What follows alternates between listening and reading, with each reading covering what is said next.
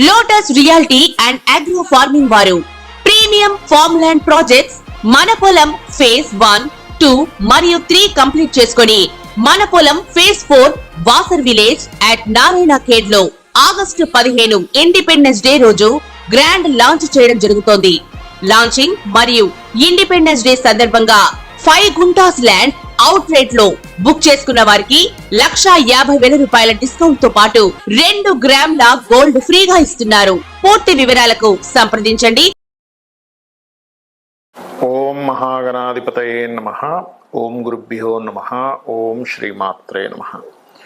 పరమేశ్వర స్వరూపమైనటువంటి జ్యోతిష, వాస్తు మరియు ఇతర అనేకమైనటువంటి శాస్త్రములను మనకు అందించినటువంటి మహర్షులకి నమస్కారం. హయగ్రీవ హయగ్రీవ హయగ్రీవేతియో వధేత్తస్య నిస్సరతే వాణి జన్హుకన్యా ప్రవాహవత్. అరుణాం కరుణాతరంగితాక్షీం ధృతపాశాంకుశ పుష్పబాణ చాపాం అనిమాదిభిరావృతాం మయూకైః అహమిత్యేవ విభావయే భవానీం. శ్రీమాత్రే నమః. ప్రేక్షకులకి ఆ లలితాంబిక అమ్మవారి యొక్క అనుగ్రహం పరిపూర్ణంగా కలగాలని మనస్ఫూర్తి కోరుకుంటూ, మనకి ఇప్పుడు మనం చెప్పుకోబోయేటువంటిది ఏంటంటే కుజుడుకు సంబంధించింది. చాలామంది స్తంభన అనుకుంటున్నారు, కానీ కుజ స్తంభన కాదు. అది కుజుడు నీచ పొందుతున్నాడు. ఎప్పటి నుంచి అంటే మనకి అక్టోబర్ 21వ తేదీ నుంచి నీచ పొంది కరెక్ట్గా డిసెంబర్ 6వ తేదీ 6, 7 తేదీల్లో మళ్ళీ వక్రిస్తాడు. అదే నీచపడి వక్రిస్తాడు. వక్రించి జనవరి 22వ తేదీ వరకు వక్రించి మళ్ళా కర్కాటకంలోనే ఉంటాడు. అంటే దాదాపుగా ఆయన ఎంటర్ అవ్వడము ప్లస్ వక్రించి అక్కడే ఉండడం. దీన్ని బట్టి ఏమంటారంటే ఎక్కువ కాలం ఉంటున్నాడు కాబట్టి స్తంభన అనుకుంటారు. కానీ స్తంభన అనేటువంటిది ఏంటంటే అసలు ఎక్కడా కూడా కొన్ని డిగ్రీలు కూడా ముందుకు కదలకపోతే దాన్ని స్తంభన కింద తీసుకోవాలి. స్లో మూమెంట్ ఉంది కాబట్టి కొంతమంది స్తంభన అంటారు. బట్ అక్కడ ఇచ్చే ఫలితం చూడాలి. స్తంభించినా, వక్రించినా, నీచబడ్డా, అంటే ఒకవైపు నీచబడి ఉన్నాడు, వక్రించున్నాడు.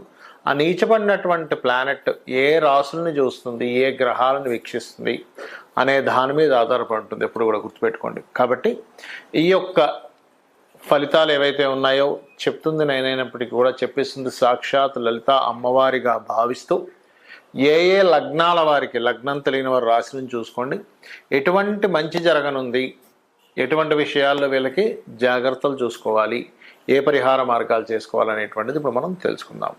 సింహలగ్నము, సింహరాశి.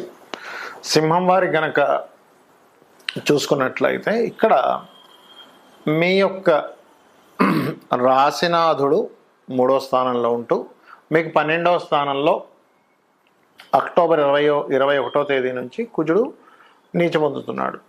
సో దీనివల్ల కలిగేటువంటి ఫలితాలు, దానివల్ల తీసుకోవాల్సిన జాగ్రత్తలు ఏమిటి, మీకు ఈ లగ్నాధిపతి 3లోకి వెళ్ళేటువంటి సమయంలో పర్టికులర్గా మీకు మంచి ఫలితాలు కూడా ఏమిటనేటువంటిది చూసుకుందాం. ఇక్కడ కనుక చూసుకున్నట్లయితే సింహలగ్నం వారి, సింహరాశి వారికి ఇన్వెస్ట్మెంట్స్ చేసే విషయాల పట్ల కాస్త జాగ్రత్తగా చూసి చేయాలి. విదేశీ యోగం అది ఉంటుంది, ఉండదని కాదు.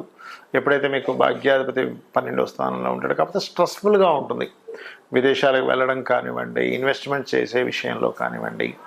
అలాగే 7వ స్థానంలో వక్రించిన శని ఉండి దాని మీద కుజుడు యొక్క దృష్టి, అష్టమ దృష్టి ఉన్నందుకు పర్టికులర్గా ఇది వివాహ జీవితము, వివాహ జీవిత భాగస్వామి దీని మీద ప్రభావం చూపిస్తుంటుంది. అందుకని మీరు ఏం చేయాలి, ఎవరితోనైనా వివాహ సంబంధించిన నిర్ణయాలు తీసుకునేటప్పుడు కాస్త జాగ్రత్తగా చూసుకొని నిర్ణయం తీసుకోవాలి, గుర్తుపెట్టుకోండి. అలాగే రెండవది ఏమిటంటే ఎవరితోనైనా పార్ట్నర్షిప్స్ అనుకుంటున్నాం, ఆ పార్ట్నర్షిప్స్ విషయంలో బికాజ్ ఆఫ్ 7వ స్థానంలో శని వక్రించి ఉన్నాడు, గుర్తుపెట్టుకోండి.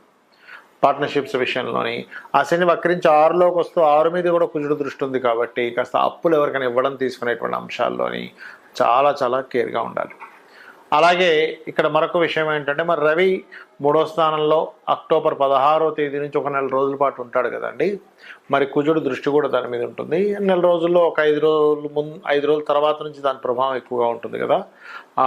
దాదాపు అక్టోబర్ 21కి మనకు కుజుడు మారుతున్నాడు.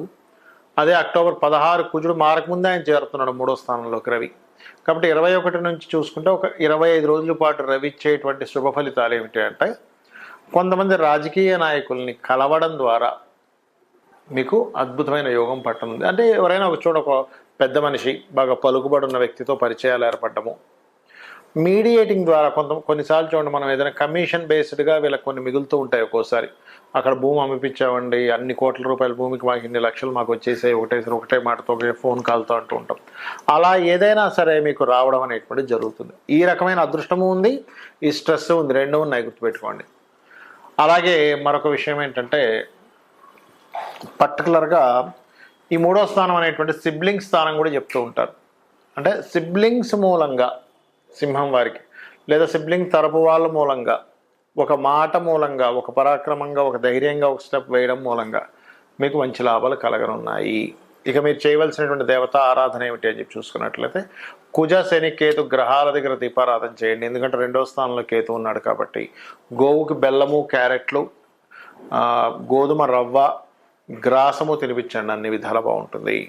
ఈ విషయాలు చెప్తుంది నేనైనప్పటికీ కూడా చెప్పిస్తుంది సాక్షాత్ లలిత అమ్మవారిగా భావిస్తూ, ఇక్కడ ముందుగా మేషలగ్నం వారికి కనుక చూసుకున్నట్లయితే, మేషం వారికి లగ్నాధిపతి నీచ పొందుతున్నాడు, గుర్తుపెట్టుకోండి. అంటే లగ్నాధిపతి నీచంలోకి వెళ్తున్నాడు, అది మరలా అక్కడి నుంచి శనిని వీక్షిస్తున్నాడు అన్నప్పుడు పర్టికులర్గా వీళ్ళకి దీంట్లో రవి ఎప్పుడైతే మనకి తులారాశిలోకి ఎంటర్ అవుతాడో, రవికున్న ఫలితం ఏమిటి అంటే ప్రపంచవ్యాప్తంగా కానీ దేశవ్యాప్తంగా కానీ ఉండేటువంటి ఫలితాలు ఏమిటి, మీ లగ్నరీత్యా వచ్చేటువంటి ఫలితాలు ఏమిటి అంటే, ఒకటి, మీ లగ్నాధిపతి ఎప్పుడైతే నీచ పొందుతున్నాడో ఇక్కడ మీరు జాగ్రత్త పడవలసిన అంశము, పర్టికులర్గా వాహనాల మీద వెళ్ళేటప్పుడు, ఏదైనా భూములు కొనుగోలు చేసేటప్పుడు, ఈ పర్టికులర్ టైంలో ఇందాక నేను మీకు చెప్పాను కదా, అక్టోబర్ 21వ తేదీ నుంచి మనకి మధ్యలో మనకి డిసెంబర్ 6వ తేదీ వరకు ఆయన అక్కడ ఉండి వక్రిస్తాడు. దాని తర్వాత అని అనుకున్నాం డిసెంబర్ 6 నుంచి, అండ్ జనవరి 22 వరకు అక్కడే ఉండి మళ్ళీ వెనక్కి వెళ్ళిపోతాడు, మిథునంలోకి వెళ్ళిపోతాడు. సో ఈ టైం అంతా కూడా, కాకపోతే ఏంటంటే ఈ యొక్క సంవత్సరం కుజుడి యొక్క సంవత్సరం, క్రోధినామ సంవత్సరం, మంగళుడితో స్టార్ట్ అయింది కాబట్టి ఆయన నీచ పొందినప్పుడు మరింత జాగ్రత్తగా ఉండాలి. అయితే ఇక్కడ భూములు, గృహ నిర్మాణ సంబంధించినటువంటిది, వాహనాల మీద వెళ్ళేటప్పుడు ఏదైనా సబ్జెక్ట్స్, కొత్త సబ్జెక్ట్స్ అవి ట్యూషన్స్ కనో లేకపోతే ఆన్లైన్లో మనీ కట్టి ఆ సబ్జెక్ట్స్ తీసుకోవడమో కొన్ని చేస్తూ ఉంటారు డిఫరెంట్గా. అటువంటి విషయాల్లో మరియు తల్లిగారు ఆరోగ్య విషయంలో చాలా జాగ్రత్తగా ఉండాలి. ఏది కుజుడు నీచిపడినందుకు.